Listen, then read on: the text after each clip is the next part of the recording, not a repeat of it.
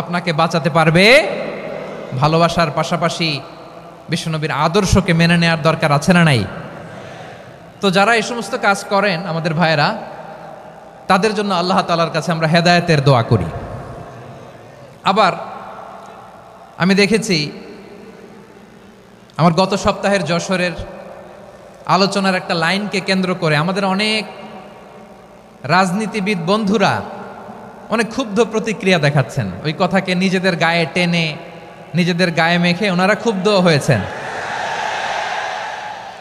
প্রিয় ভাইয়েরা, আমি বলেছিলাম যে একদল খেয়ে গিয়েছে, আরেক দল খাওয়ার জন্য রেডি হয়ে আছে। তো এখানে কি আমি কোনো দলের নাম বলেছি? বাংলাদেশে 48টা প্রায় নিবন্ধিত রাজনৈতিক দল, কোনো দলের নাম আমি বলিনি। কথাটাকে আমি জেনারেল রেখেছি। দায়ীদের বৈশিষ্ট্যই এটা, দায়ীরা জেনারেলি কথা বলে, যার যেই মেসেজ নেয়ার তারা সেখান থেকে নিয়ে নেয়।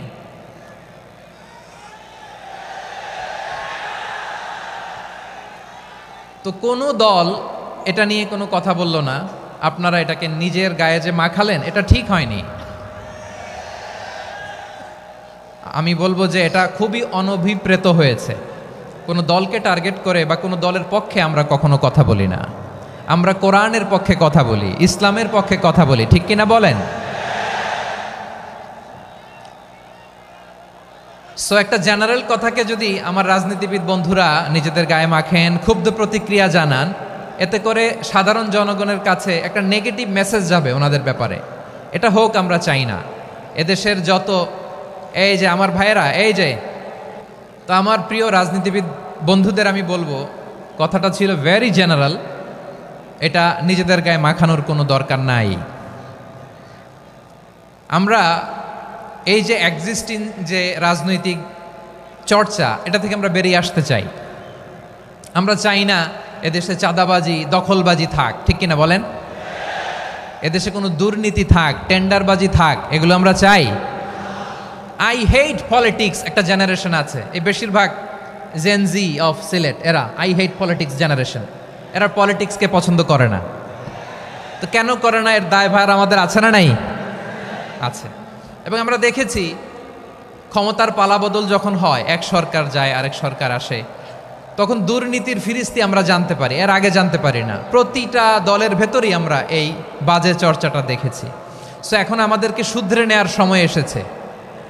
এটা এই সুন্দর সময়, নতুন প্রভাতের বাংলাদেশ, নতুন ভোরের বাংলাদেশ, এই সময় আমরা কাদা ছোড়াছুড়ি যেন না করি। আমাদের শপথ নেওয়ার সময় এসেছে। প্রতিটি দল, নিবন্ধিত 48টি, সবগুলো দলের এখন শপথ নেওয়া উচিত যে আমরা কোনোদিন আর চাঁদাবাজি করব না, টেন্ডারবাজি করব না, দখলবাজি করব না। আমরা সবসময় দেশের পক্ষে থাকব, সবসময় দেশের পক্ষে থাকব। সেই কথাগুলো ছিল ভেরি জেনারেল। যে কথাগুলো আমরা জেনারেলি বলি, এগুলো জেনারেলি আপনারা নেবেন। আমার রাজনীতিবিদ বন্ধুদের কাছে এটাই আমার কামনা।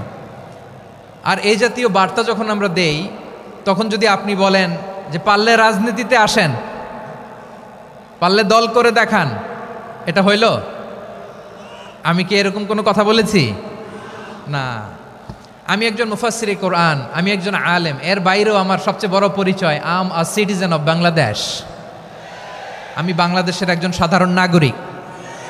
আমার দেশের যে কোনো সমস্যা, যে কোনো ইনকনসিস্টেন্সি, অসঙ্গতি নিয়ে মত প্রকাশের স্বাধীনতা আমার আছে না নাই?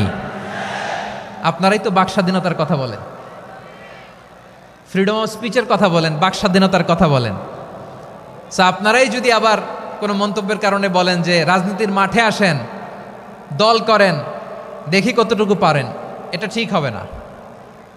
তাই প্রিয় ভাইয়েরা, আসুন আমরা দল মত নির্বিশেষে কাঁধে কাঁধ মিলিয়ে সোনার বাংলাদেশ গড়ি, দুর্নীতিমুক্ত বাংলাদেশ গড়ি, যে বাংলাদেশের জন্য রক্ত দিয়েছে আবু সাঈদ, যে নতুন ভোরের বাংলাদেশের জন্য রক্ত দিয়েছে মুগ্ধরা, যে নতুন বাংলাদেশের জন্য রক্ত ঝরিয়েছে 24-এর যে গণ অভ্যুত্থানের প্রত্যেকটি শহীদার। আওয়াজ করে বলেন ঠিক কিনা? আল্লাহ তাআলা আমার দেশকে তুমি নিরাপদ করো, শান্তিময় করো। আমরা যেন স্বাধীন সার্বভৌম বাংলাদেশে মাথা উঁচু করে বিশ্ব দরবারে দাঁড়াতে পারি। আল্লাহ তুমি তৌফিক দান করো। আওয়াজ করে সবাই পড়ে আমিন। প্রিয় ভাইয়েরা, আমি আর কাল বিলম্ব না করে আসুন সরাসরি মহাবিশ্বের মহাগ্রন্থ, মহাবিশ্বয় মহাগ্রন্থ আল কোরআন আল কারিমের তাফসীর শুনি। আমি আজকের এই চমৎকার রজনীতে আলোচনা করবার জন্য সূরাতুল আহজাবের 45-46 এ দুটি আয়াতকে চুজ করেছি। এ দুটি আয়াতের আলোকে কিছু কথা আপনাদের সাথে শেয়ার করব। আওয়াজ করে পড়ুন ইনশাআল্লাহ। তার আগে আসুন একটু দেখে নিই আপনারা কে কোথা থেকে এসেছেন। আপনারা সুনামগঞ্জ জেলা থেকে কারা কারা এসেছেন দেখি। সুনামগঞ্জ, মাশাআল্লাহ মাশাআল্লাহ মাশাআল্লাহ, ঠিক আছে, হাত নামাও। সুনামগঞ্জ গেল। হবিগঞ্জ, হবিগঞ্জ, ঠিক আছে, হাত নামাও। মৌলভীবাজার, দেখি মৌলভীবাজার, মাশাআল্লাহ, ঠিক আছে। এবার সিলেটের কারা কারা দেখি।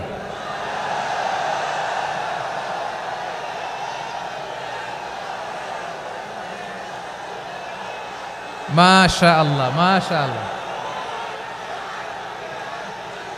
বক্কা বক্কা,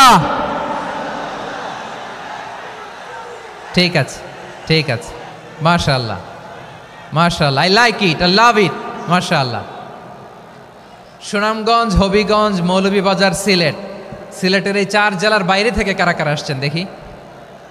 মাশাআল্লাহ, অন্যান্য অনেক জেলা থেকে আমার বাইরে এসেছে, মাশাআল্লাহ। আল্লাহ সবাইকে কবুল করুক। আজকের এই প্রোগ্রামকে, এই তাফসীরুল কোরআন মাহফিলকে আমাদের নাজাতের ওসিলা বানাক।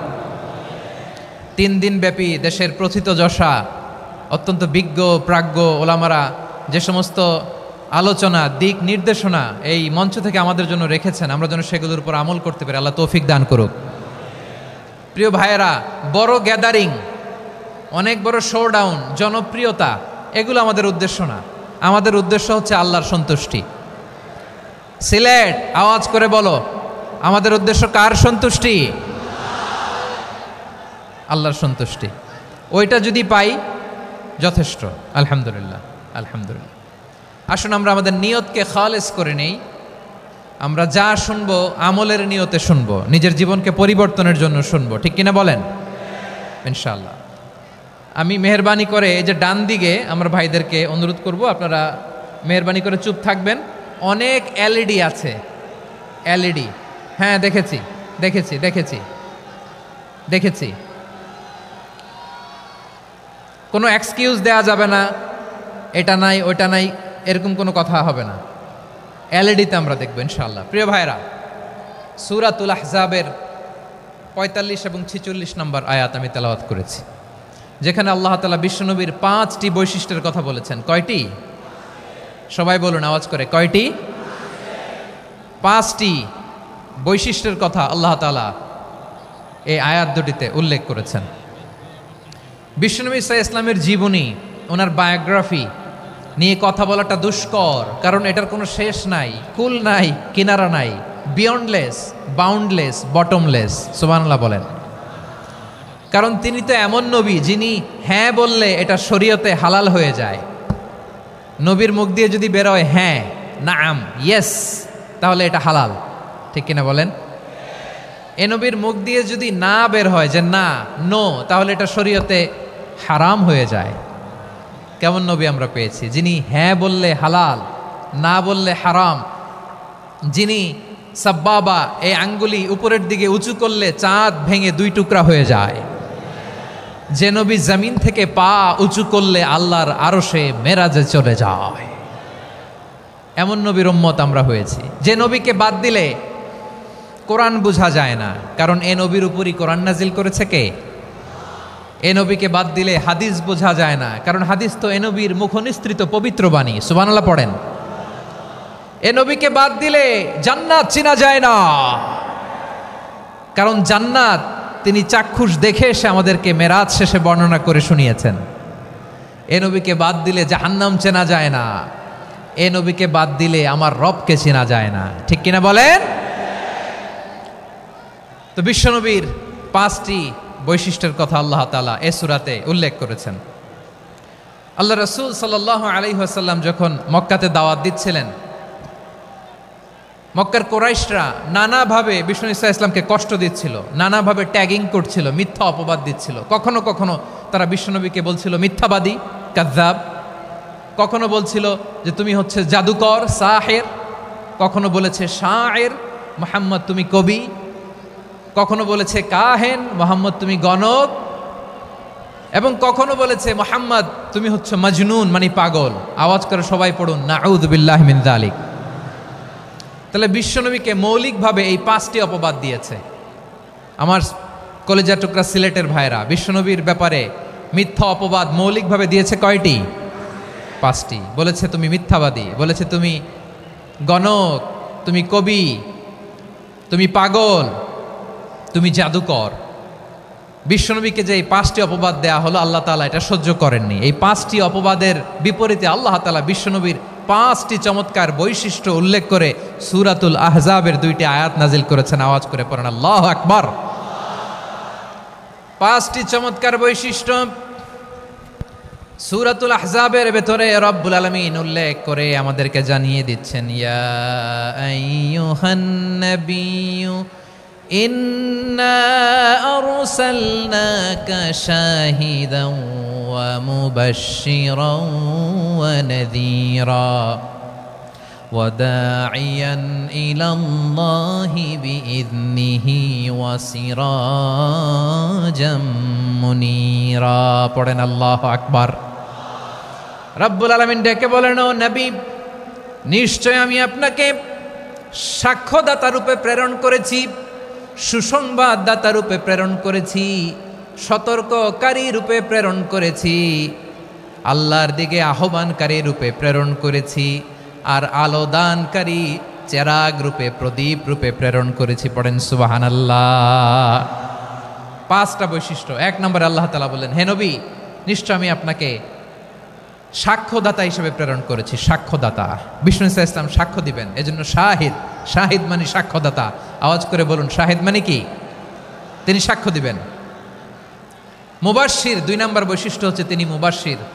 মুবাশশিরুম বিরাহমাতিল্লাহি ওয়া বিল জান্নাহ, তিনি আল্লাহর রহমতের সুসংবাদ দেন, তিনি আল্লাহর জান্নাতের সুসংবাদ দেন। সুবহানাল্লাহ পড়েন।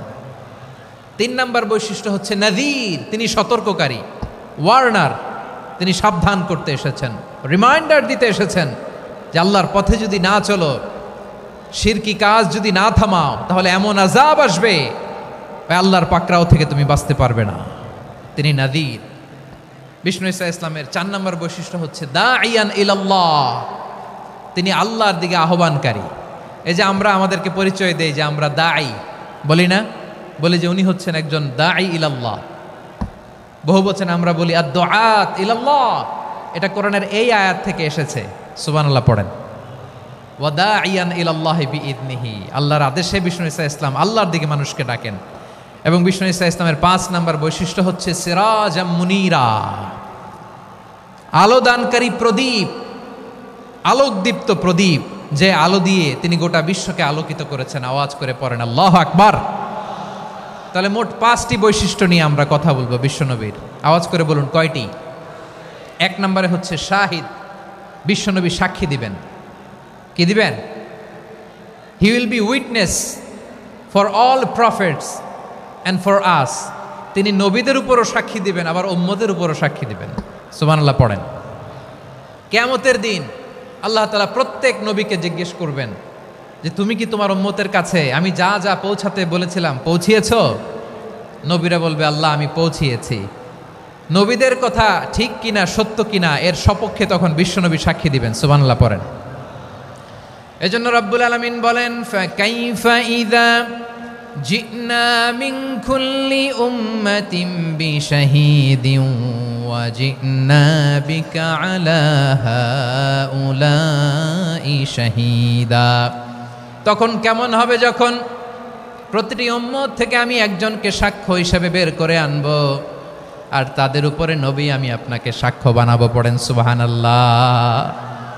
তাহলে সব উম্মতের ব্যাপারে সেই উম্মতের নবীরা সাক্ষ্য দিবে, আর ওই নবীদের উপরে আমাদের নবী বিশ্বনবী সাক্ষ্য দিবেন। সুবহানাল্লাহ পড়েন। এজন্য বিশ্বনবী হচ্ছেন শাহিদ। শাহিদের আরেকটা ব্যাখ্যা হচ্ছে বিশ্বনবী সাল্লাল্লাহু আলাইহি ওয়াসাল্লাম আমাদের সাক্ষীর উপরে তিনি সাক্ষী দিবেন। তিনি নবীদেরও সাক্ষী, আবার আমাদের উপর উম্মতের উপরও সাক্ষী। সুবহানাল্লাহ পড়েন। রব্বুল আলামিন বলেন, وكذلك جعلناكم أمة وسطا لتكونوا شهداء على الناس ويكون الرسول عليكم شهيدا।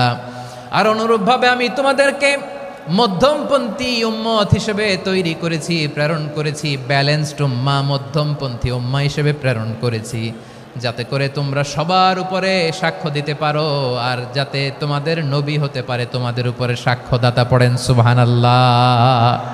আমরা হচ্ছি ব্যালেন্সড উম্মাহ, আমরা সবার ব্যাপারে সাক্ষ্য দিব আর আমাদের উপর সাক্ষ্য দিবে স্বয়ং বিশ্বনবী। সুবহানাল্লাহ পড়েন।